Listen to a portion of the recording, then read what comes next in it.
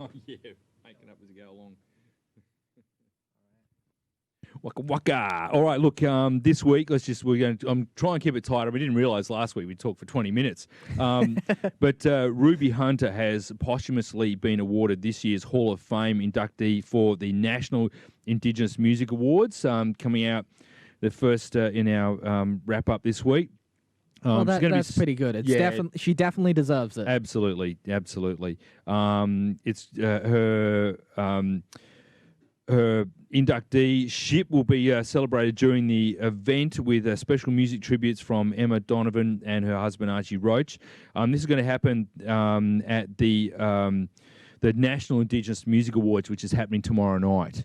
All right, so can we tune in live for that one? Yes, you can. You can stream that as awesome. well. That's going to be a live stream happening tomorrow Great, so night. everyone should tune in, have a listen, and pay respects to those both past, present, and future. Yes, indeed, and celebrate the Indigenous music industry in Australia. It's going to be fantastic. There's going to be some great performances in there, so go online and check it out. Some amazing acts and so much brilliant music from the Indigenous peoples of this country. So many beautiful performances and performers and musicians. So check it out and support our mob.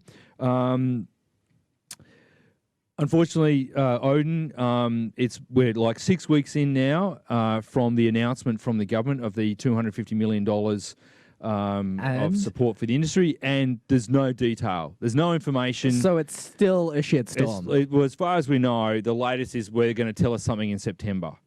Like the industry is in absolute free fall. It's like stepping into an elevator shaft with no elevator, and it's like hold on to those elevator cables for the next 2 months. Slip down the greasy cables and trying to stop yourself from hitting the bottom. It's an absolute shit fight of a mess. The government should have come out strong and helped the industry. We've been raving about this for weeks, but he did. The minister, the arts minister, Paul Fletcher, has copped shit from the shadow minister for the arts, Tony Burke, has come out and gone, look, you need to get your shit together. You know, like you've announced this in June, you need to do something for the industry. And a lot of people are hurting. There's a lot of loss and damage. The industry's in free fall. There's so many companies just on the edge of survival, trying to survive and just the edge of collapse.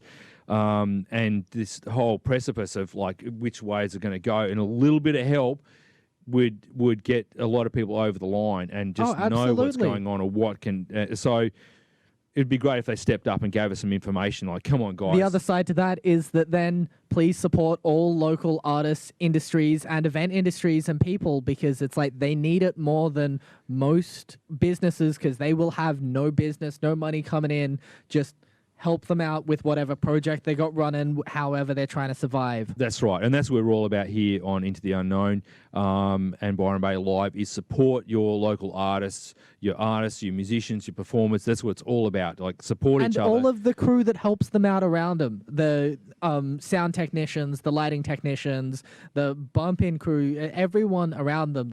For every person on stage, there's 15 people who are behind the scenes making sure it happens and it goes smoothly.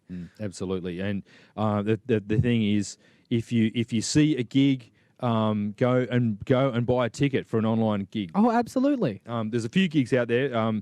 Mandy Nolan locally has been doing a lot of live stuff. Tex Perkins has been out there having a go. There's things happening. There's been a lot of stuff in Brisbane starting to happen, but they're small gigs and there's just not enough money in them to make enough money to keep surviving as well. So if anyone is doing an online thing, buy a ticket and support. Yeah, absolutely. It's going to keep us going until the government works out how they're going to help the industry. First, the industry to go down, and we're going to be the last to come back. It's devastating conditions. Right. So what's happening next online? So look, just one more thing. A bit of good news. Is that applications are now open for the New South Wales Government Great Southern Nights Initiative, which aims to bring 1,000 gigs to Sydney and regional New South Wales in November this year. And they're saying it's a 50-50. Like 50% of the gigs are going to happen in Sydney Yep. and the other 50% is rural New South Wales. So it'd be nice if it was a little bit. The balance was a little bit more in favour of the rest of the Country or yeah, state. the rest of the state. But hey, so what they're doing is supporting gigs in local venues and local artists. So are they only in-person gigs, or are they in-person and online gigs? No, this is aimed at in the room gigs, COVID safe. In the room gigs with people. That's going to be pretty hard for a lot of people to do properly, especially at a scale that makes any sort of sense. Yeah, and it's got to be COVID safe. Yeah. So venues can apply, but they've got to be COVID safe. So, like, say for example, the back room, which is like nearly 400 people, can have 100 people in there and socially distance and all the rest of it. Yeah, but over 700 venues have already registered to be involved in the program. Yeah, and to be eligible, you need to demonstrate that you have a track record of hosting gigs. So you're actually a venue, not one that's just popping up. So each and you'll get and the government's going to back this as well with the venue. So it's good news. They're actually putting some money in. Yeah. ARIA, this is coordinated by ARIA and Destination New South Wales working together to deliver the initiative.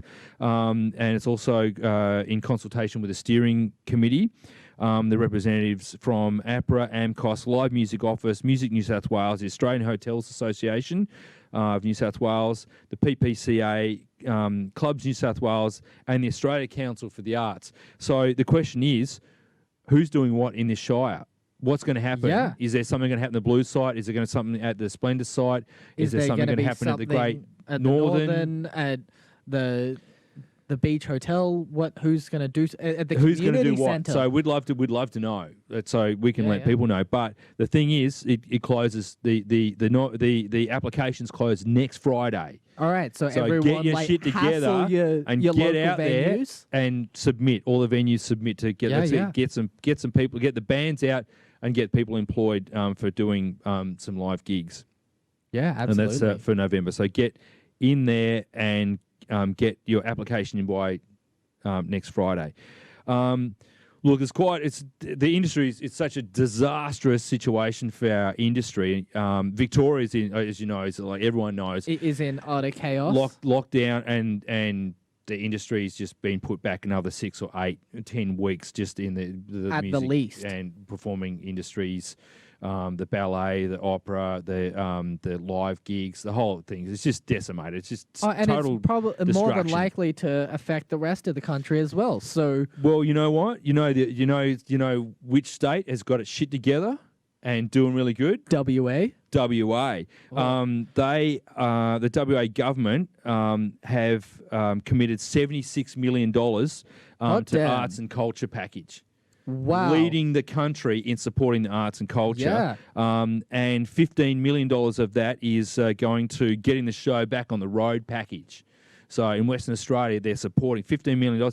This is the first actual real initiative to supporting the arts industry. Yeah. Arts and culture industry. So, and they're leading the way in terms of keeping the numbers down with And from the my COVID understanding, thing. I've got some friends over in WA who are saying that the Fringe Festival over there looks like it might actually have a chance of going ahead at the start of the year next year. Fantastic.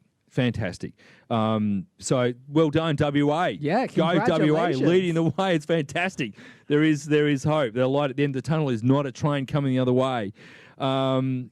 So yeah, let's online activity just quickly. The 2020 National Indigenous Music Awards is kicking off at 7 p.m. So tomorrow. everyone have a look online, tune in. It's enjoy going some out good music. on NITV, Double J, the National Indigenous Radio Service, Facebook, YouTube, and Twitter.